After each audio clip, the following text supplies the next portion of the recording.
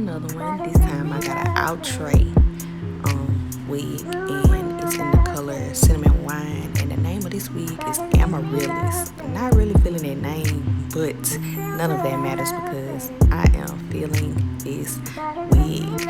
I'm gonna have to put the price on the screen because, to be totally honest, I don't forget how much I paid for this wig. No. I paid $30 for this wig, y'all. $30 at the beauty supply store, of course, but you know I'm gonna provide you with some links in the description box below so you can go snag you one. But as you can see, straight out the box is given. Right now, I'm gonna just take you through my process, and per usual, we're gonna put a little makeup on that cap. Now, I don't cut my caps when it comes to synthetic wigs. I braid my hair down really flat and make sure that I have hairspray that cap down. I just don't feel like you gotta do all that for Cynthia, but to each their own. So I'm just going across with my powder, and I'm just kind of browning that cap so it's not so ghostly showing through that wig. And then once I finish up with that, I'm just gonna follow up doing the same thing on the wig. Now, little tip, this just me. Try it if you want, don't. I actually will hairspray and then do that. Let the hairspray get a little tacky and then do that. And I like to get it on the hair too because it turned the hair kind of brown just a little bit. And it kind of conceal those dark knots on a synthetic wig because of course you can't bleach them. So that's my little method. And once I did that, I just took my little hot comb wand and pulled the hair back, pulled out some baby hairs as well, and just kind of getting the feel of it. Now, pre-warning, y'all see that spot where my part is where there's no baby hair? I went back and fixed it because I don't like how it just looks like baby hair, nothing baby hair, you know, across my forehead. I wanted it to kind of look really natural. So y'all gonna see what I'm talking about in a minute. But yeah, now I'm just gonna adjust those baby hairs and cut them down, which wasn't hard at all, using my little eyebrow, my little eyebrow archer. I love this unit. The hair was so full. I didn't feel the need. It was full, but it wasn't too full. So I didn't really feel the need to take any weight off of it. And as you can see that brown, see how in the front it just kind of took away some of the blackness of the hairline because it's really nothing you can do when they're synthetic. And I'm just going through, this is an ear to ear, but I'm just going through in a few spots. That olive oil holding spray is the truth, baby. It'll hold you down. You don't need as much as you think you do. Tie it down, and of course we're gonna go in with that blow dry and melt that lace to my forehead.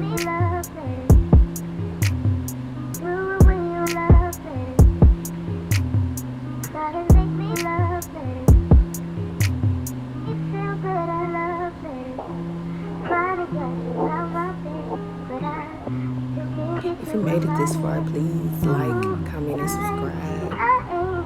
Thank you for watching as well. So now we're gonna cut that lace, moment of truth. And I don't know why I decided to use these big old scissors when I got some shears. They'll just slide right up under that lace. But if you can see, these are too. That lace just slide right on off. But that little spot where I'm at now is where I went back and added baby hairs because once I removed the lace, I could fully see how not natural it looked to me to just not have nothing there. So yeah, and I pull my units above my hairline. Like I don't even, this isn't even on my edges, this is above my edges, so I don't really have to worry about chopping out no hair around the front. And this is sped up. I actually take my time with this and go very carefully so that I don't hurt myself.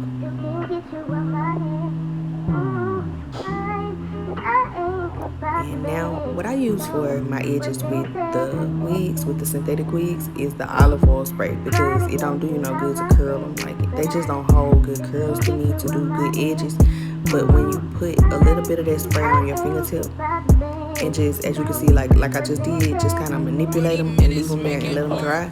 When you come back to do them again, even after they dry, they still be holding that shape. So it kind of, you know,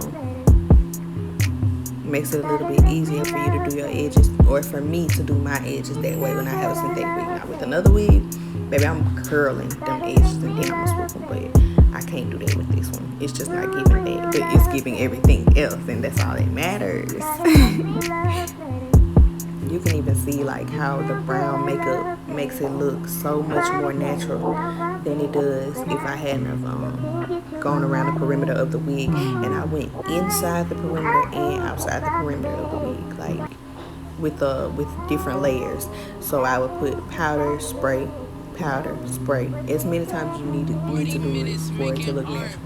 Now look right in the front of my head. It's a little spot. Looking hella crazy with no baby hairs.